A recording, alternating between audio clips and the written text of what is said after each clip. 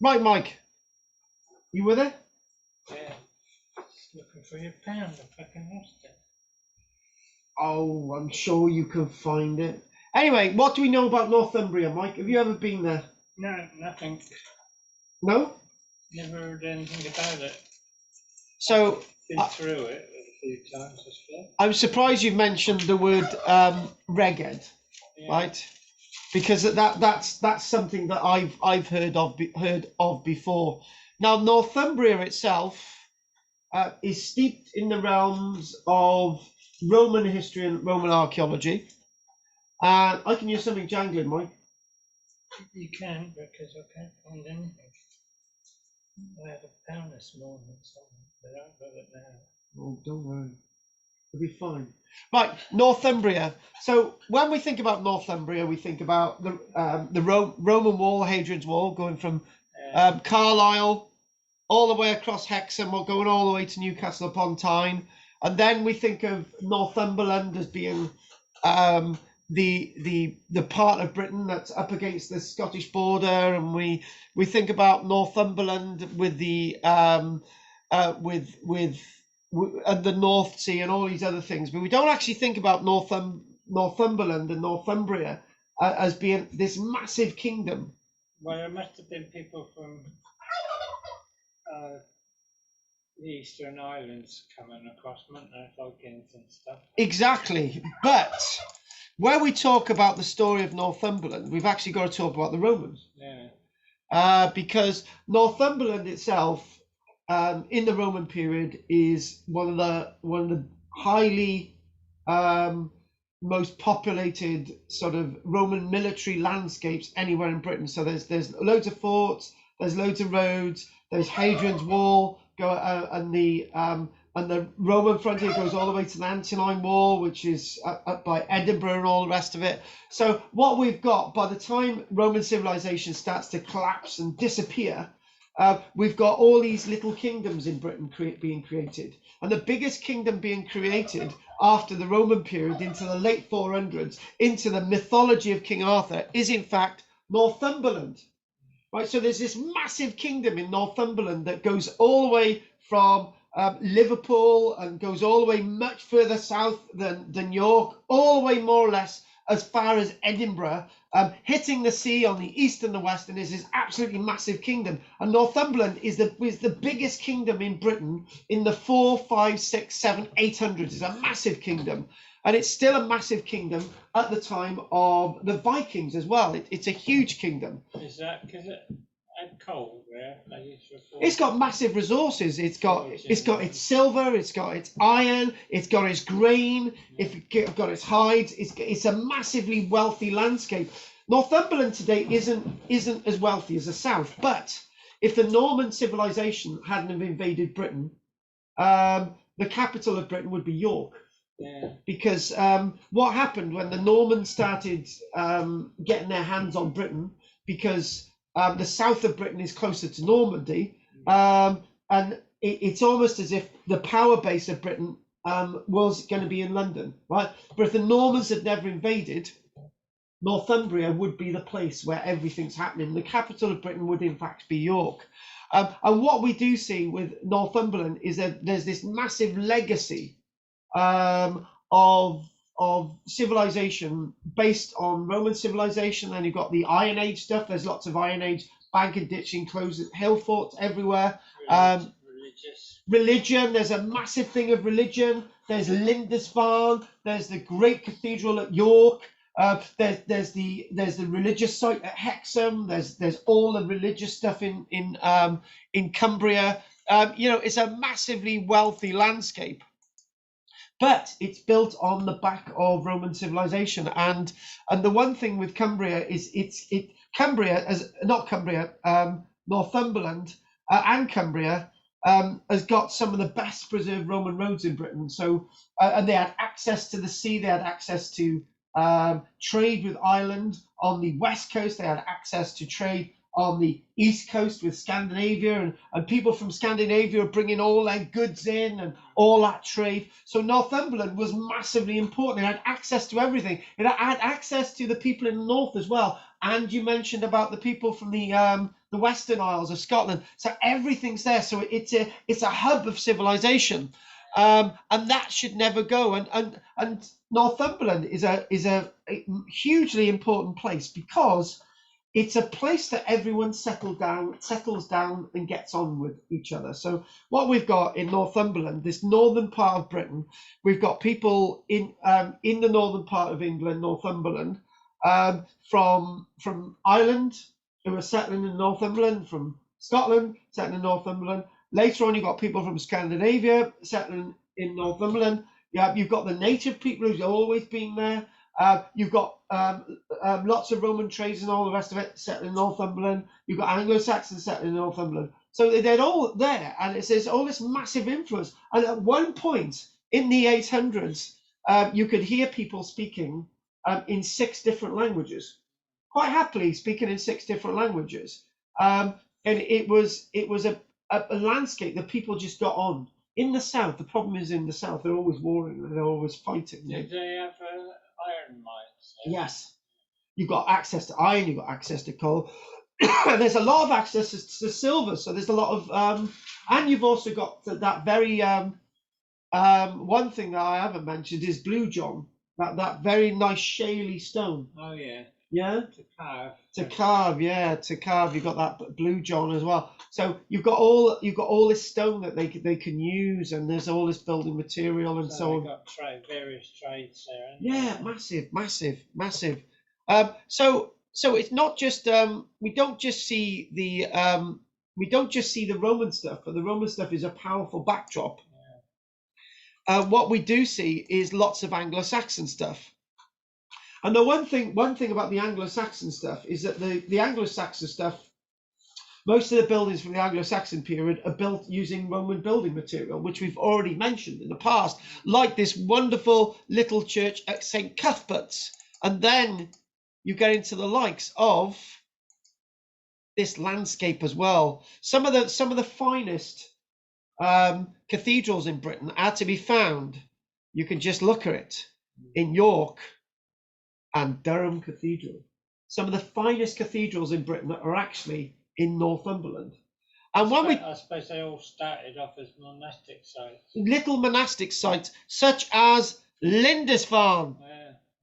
So you've got Lindisfarne as well. And when you go to Lindisfarne, you go all the way back to some of the earliest remains of monastic buildings are to be found in Lindisfarne and in Northumberland. What was happening in Northumberland was massive, because what we've just said, it was like a huge cosmopolitan pot of people, right, with languages, with Christianity, with paganism, and in fact various trades, everything's going on, and buying, selling, exchanging. Exactly, bartering. And there's one very strange thing, Mike, right? Very, very strange. And I'm going to put my notes up here in a minute.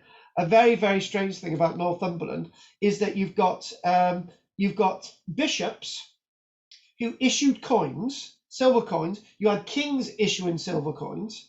So you had 2 sets of currency moving around. You had other currencies moving around. So by the time you get to the Vikings, they're bringing in coins from the Byzantine Empire. And you actually find Islamic coins eventually being traded within the streets of York, for example. And even though there's warfare between all the competing people, it settles down and everyone gets on with each other. So eventually, the Vikings are fighting over York. They're trying to capture York. So in the 360s, 367, the Vikings eventually capture York. But then the Anglo-Saxons retake York, and the Viking traders are still there going, yeah, we'll still trade in silver. So you've got the silver smithies. Everybody's getting on and everything's fine, everything's working. There is blood and all the rest of it. And the interesting thing as well is when you get to the likes of the Normans, the first place that there's an invasion of Britain at the time of the Normans is at the Battle of Fulford, which is just outside York, where the Anglo-Saxons are defeated. But then King Harold II defeats the Scandinavians at the Battle of Stamford Bridge on the 26th of September in the year 1066. And it's only a few weeks later that the Normans then invade in the south. And the first invasion is in the north because the north is seen as massively important then. But what happens is that this is an important point. Me and Michelle, we moan and groan about Wales being a place that our history is hidden, but also the Normans destroy the sense of identity in the north because the people in the north are the ones who are going to compete with the Normans in the south. So many thousands after the Normans invade Britain after 1066, between 1066 and 1080, the Normans are harrying the people in the north. They're putting the people in the north to the sword because they don't like the way the people in the north are getting on with each other. Because the people in the north are getting on well with the Scots, and nobody wants to get on well with the Scots. So because the Normans subjugate the people of Northumberland, the people of Northumberland are very, very similar to the people of Wales. They've had it very hard. Whereas the people in the south are born with silver spoons in their mouths, just like you, Mike. Yeah. But you're from the Isle of Wight, so that don't count. You've had a hard life. Yeah. So a very early Christian site on the island of Lindisfarne. So if we go back to the little maps that we've got here, what happens is this is how big Northumberland is.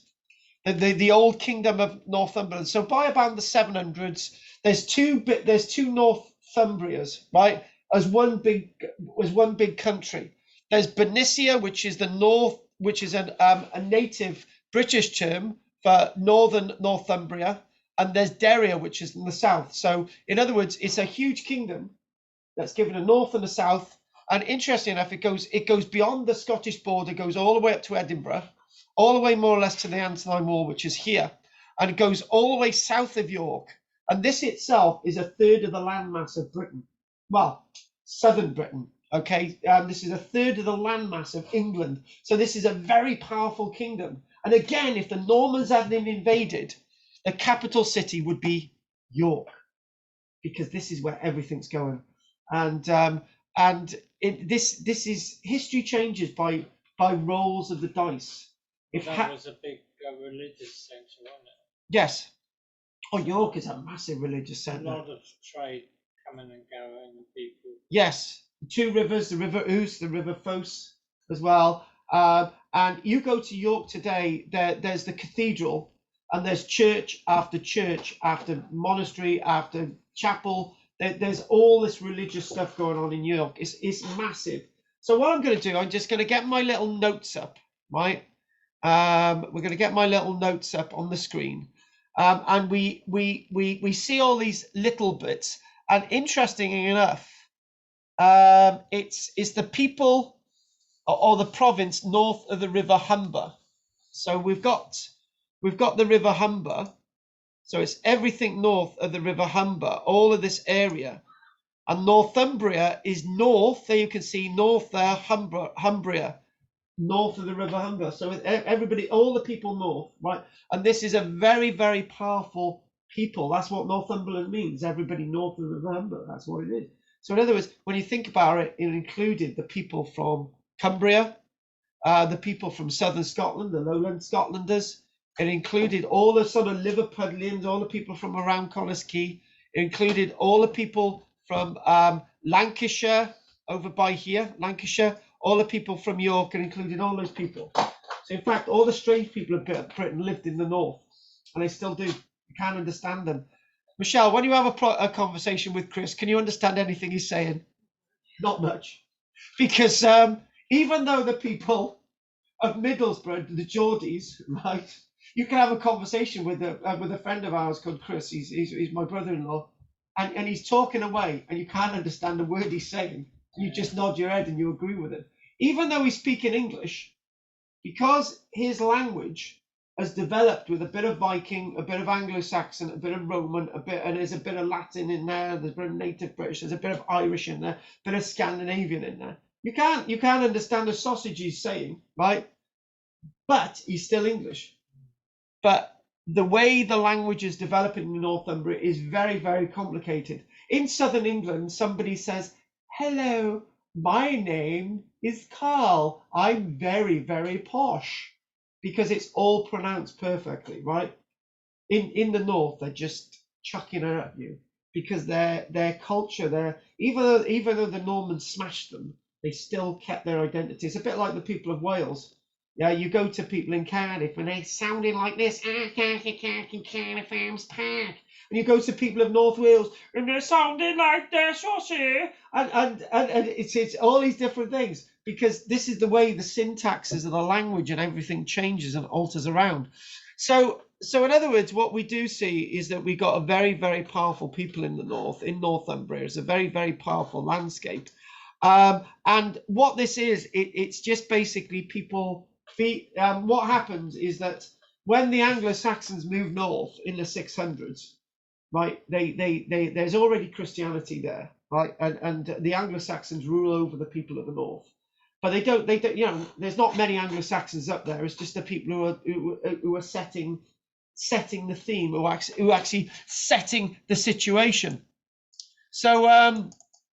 So we've got this sort of massive Northumberland. We'll sort of go a little bit further south, and then what we do see is that eventually the Vikings head into Northumberland, and they start to sort of rule over Northumberland. There's not many Vikings there, and they basically said, we captured York eventually in the 860s, but continuing on, there's lots of Anglo-Saxon people around, and the Anglo-Saxons eventually rule over, and the Vikings are converted to Christianity, and so on. And you've got this wonderful site, there's Lindisfarne, right?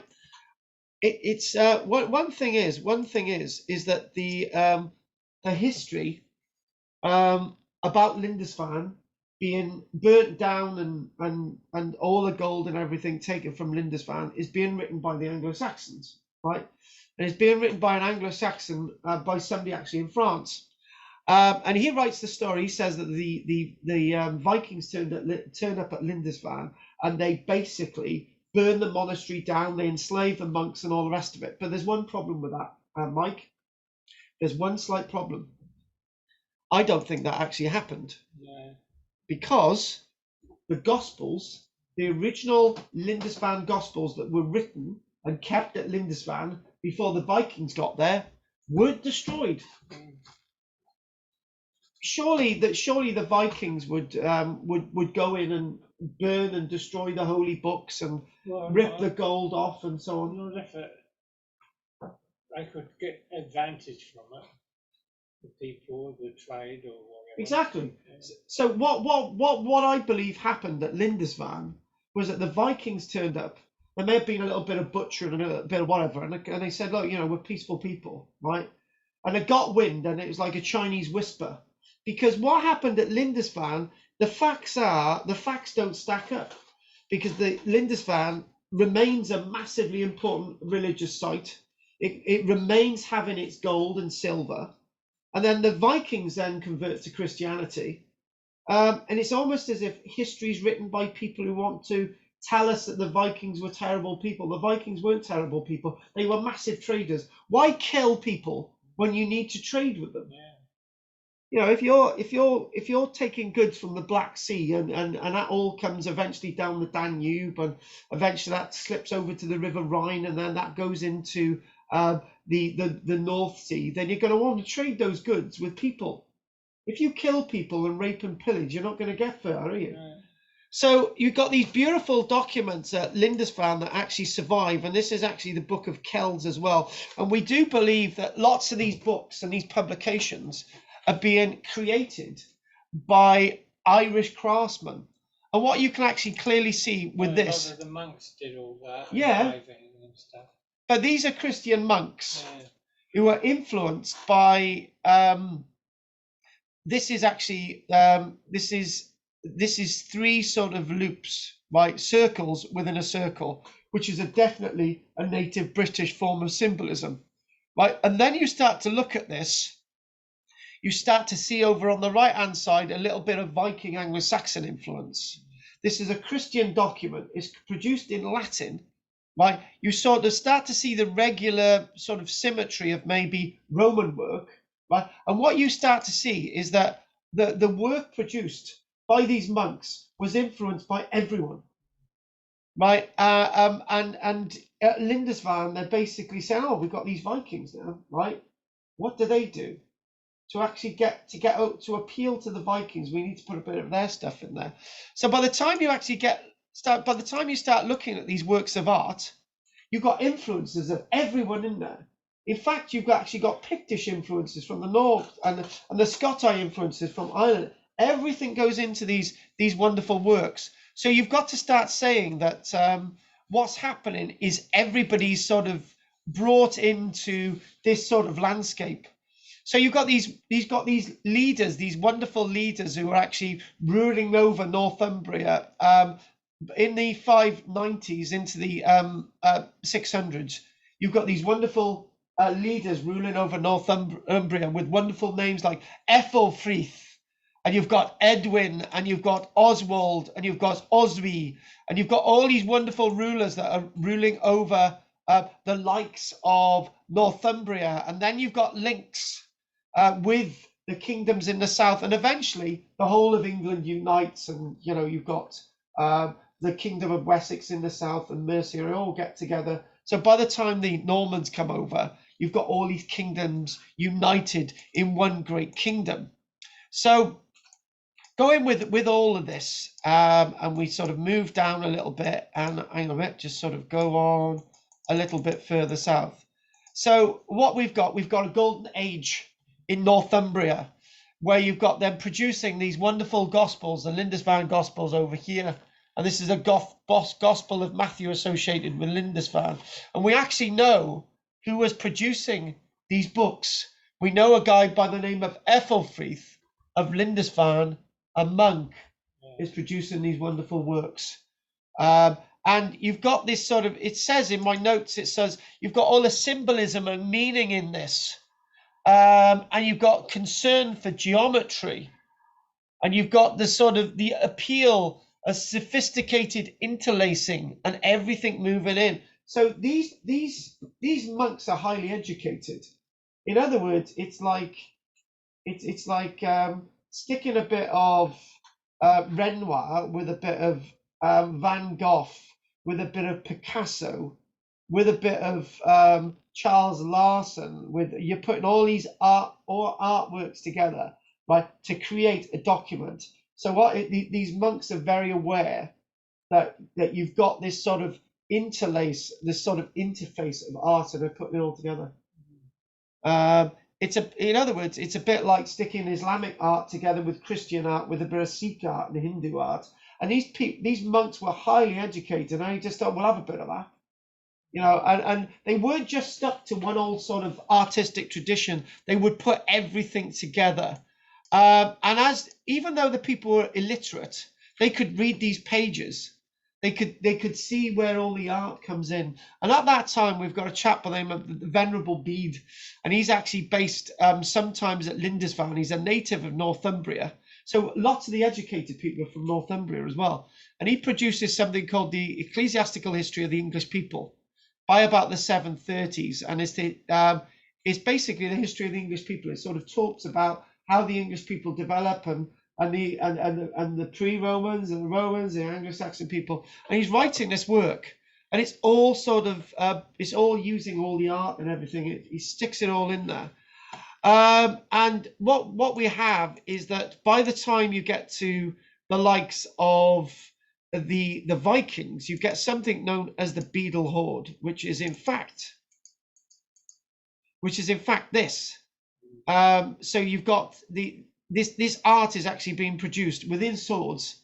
So this is a sword pommel down here, and you've got the guard here above, and you've got the sword itself. But this again is Viking, but at the same time they chuck this is local iron. So the gold is obviously being imported in. The gold is probably coming from the Byzantine Empire, which is thousands of miles away. It's being bought in by the Viking traders, and it's being bought in by the Viking traders, and it's being melted down and made into swords and wonderful things like this. So so what we do find, this is a rather interesting. What's that big iron post up there? That there? Yeah. It's stone. Now this here. It's stone, is it? That's stone, yeah. Now that is really interesting because that's known as the Gosforth cross. Right, it's known as the Gosforth cross. So there you go. To make that must have been really difficult without breaking it. And Mike, that's made of sandstone. So interesting enough, on the one side, it's got Christian symbolism, right? And on the other side, it's got there you go. And if we go to the notes, this is a Gosforth cross, right? So if we go there, we come back down again with Gosforth cross. Now this is really interesting. So what they've done is that when the Anglo-Saxons were pagan, right, they converted to Christianity in Northumberland, right, the native Christianity. So the native people said, right, we're ruled over by the Anglo-Saxons. So what happens is when the Vikings come in, right, the Vikings come up and say, well, we're good carvers as well, but we want to convert to Christianity. So on the one side, you've got Christian symbolism. This is 4.5 meters in height. Out of sandstone, which is a very difficult material to carve out of, as you will well know. So it's something called the Gosforth cross. On the one side, you've got Christian symbolism. On the opposite side, you've got Viking symbolism. So on the one side, you've got the crucifixion.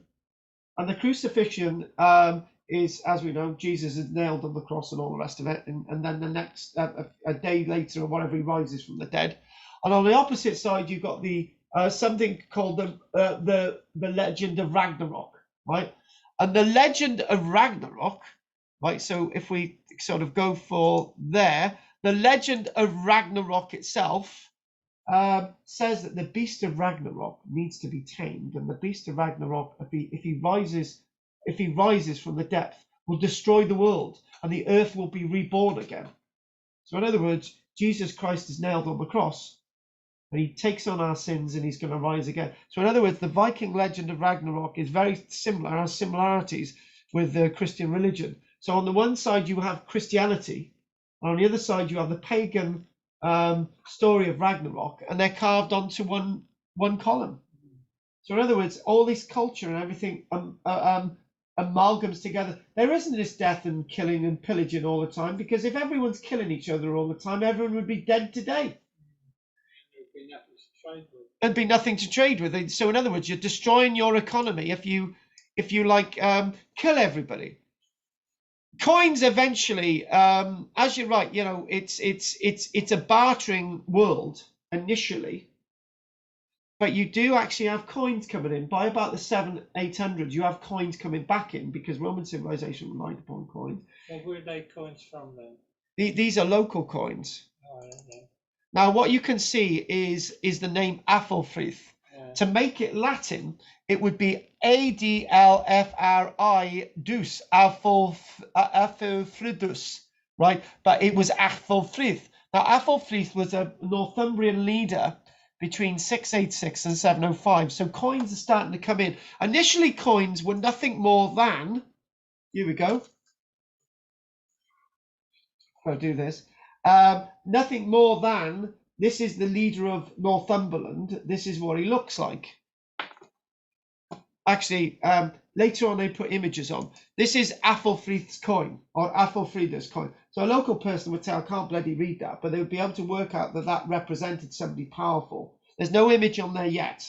But on the opposite side, that might represent something that was common to the local people. So that would say that's a local symbolism of a horse, and we're ruled over by this person, and there's Christian symbolism on it. So it's an Anglo-Saxon coin, a pagan coin with Christian symbolism on it. So the leaders probably converted to Christianity with a really early, this is a native symbol that goes back before the Romans, and Latin writing, Alfredus. So in other words, everything's on the coin. It's all part of society. However, the local bishops would also issue coins. So in other words, you've got a coin of the king and a coin of the bishop. So both of these would represent who you were. Eventually, these would both be traded for goods in the marketplace, and the person would then recognize that the person ruling over us is that sort of name. So you would be able to work out, and the local bishop is that sort of thing on the coin, whatever that means, right? As that change, you know you've got a new bishop or a new king. This is what would happen. So in other words, coins needed to come into trade because there's only so many chickens you can carry in your back pocket. And that's why coinage is actually coming in, Mike. Yeah. Because you can't carry too many chickens in your back pocket. So eventually the bartering system alters to a coin-based system, but it would be very, very slow. It's obviously likely that you would have a Viking trader going sailing up the River Ouse before they captured York, and he would say, right, we want some of your hides, but we'll give you gold and silver for it. So that would go into the local economy. So then people would start to say, what can we do with the silver? There's only so much gold you can bloody wear. So now we've got to make it into coins. So then when the Vikings turn up, they turn up with other goods like hides and whatever, and then you trade coins and so on that they traded with you previously. So you've got a coin-based economy. But that's going to be later on coming. But the coins themselves represented who was ruling over your society. And it was basically the... so in other words... today you would have Theresa May coins that would then be replaced by Boris Johnson coins. So you'd know that the person ruling over you was this woman, and then suddenly you've got somebody ruling over you that's a man.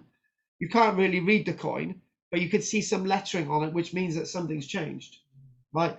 And actually, the thing is, what happened is that in society, whoever ruled over society, this is a good way of doing it, Mike. If you had two sons, and your father said, right, and I'll give an example. Best to give an example a minute, right? Best to give it. Oh, this is a good example. Yeah. In the year 238, say. In the year 238, the old king had died, and he left two sons. And the two sons could either squabble and divide the kingdom, or something else would happen. So the one son, King Eadbert, would rule as king over Northumbria. So what's going to happen with the other son? You make him the bishop. So he's the Christian bishop. He rules from York, and Ethelbert might rule from Hexham, right? So the Ethelbert would deal with the secular stuff and the wars and the governing of the landscape, and Ethelbert, the second son, would do the religious stuff. So in other words, both boys are happy. They both got power. One's got power in a religious sense, and the other has power in a secular sense. And they both issued coins. Both brothers would rule, but in different ways. They would never be in conflict. And do you know what? I've got my own coins because I'm the bishop, and you've got your coins because you are the king. We are both happy, and you rule in a different way in the same province, in the same kingdom. So everybody's happy. So those two will never argue over each other because they both got power of their own. And then the final thing, Mike, is this thing about language.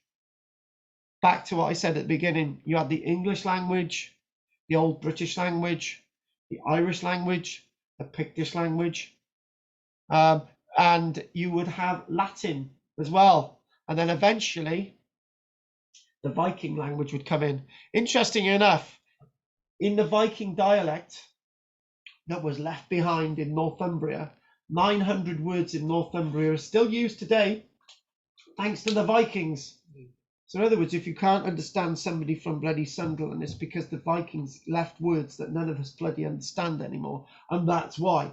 And it's that thing that by the time you get to the Normans, you'd have a bit of native British DNA, a bit of Latin DNA, Roman DNA, a bit of Anglo-Saxon DNA, a bit of Irish DNA, a bit of Scottish DNA, and all this different DNA. And this would be represented in the language that you're speaking. And when you think about it, Northumberland is a very, very different place to be even today. And the differences between the people of the north and the south go all the way back to this time, and never the twain shall meet. Are there any questions on any of that, Mike? No, that's interesting.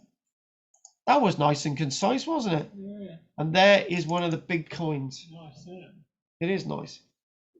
You do have really nice coins, and and when you think about it, you're living in a society that has an Anglo-Saxon name that's been made Roman by Aphrodite on the back.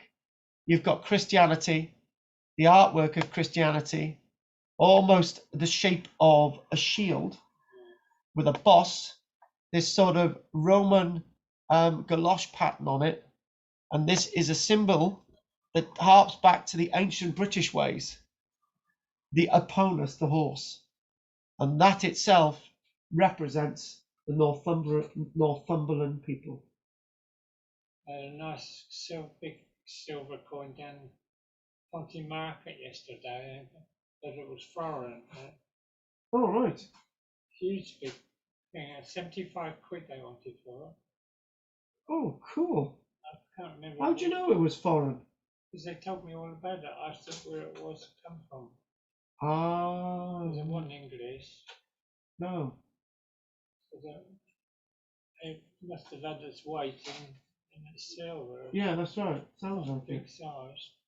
Oh, that sounds absolutely fabulous. Yeah. That sounds great. Michelle used to go to these markets. She used to go Cardiff market. She used to go in and eat some cockles and have a cup of tea. So, isn't that right, Michelle? I'm sure she did a cockle. She did a whelks. I did my whelks as well. I love whelks. I love whelks as well. There's a whelk store or cockles outside the market. He got a little wheelbarrow store. Is he? With a little canvas cover with the sun off. Oh, wow. Sells cockles and mussels and. What, in jars, does he? No, like in little bowls. Oh. So you can have a small amount or whatever, like. You can have a big amount. Yeah. Oh, nice. With a lot of vinegar on. Yeah. Well, you've got to keep it in vinegar. Yeah, you've got to keep it in vinegar. I don't know if he had bread and butter to go with it. I can't remember. Too busy looking at it, but I won't. Oh yeah, my granddad used to have bread and butter and cockles. Yeah. I'm not a bread and butter and cockles person. I'm a cockles person. Yeah, well I am. I used to I used to dredge cockles up and oysters and clams. Yeah. And I'd eat them on the boat. I'd cook them there and then. Yeah. Oyster sandwich or cockle sandwich. Oh, oyster sandwich. I'm going to finish the recording on this. Anyway, thanks for watching, anybody. Don't forget to like and subscribe. And thanks for watching. And we'll just finish that now. Oh, cockles, that sounds absolutely great. Get my juices going, that is.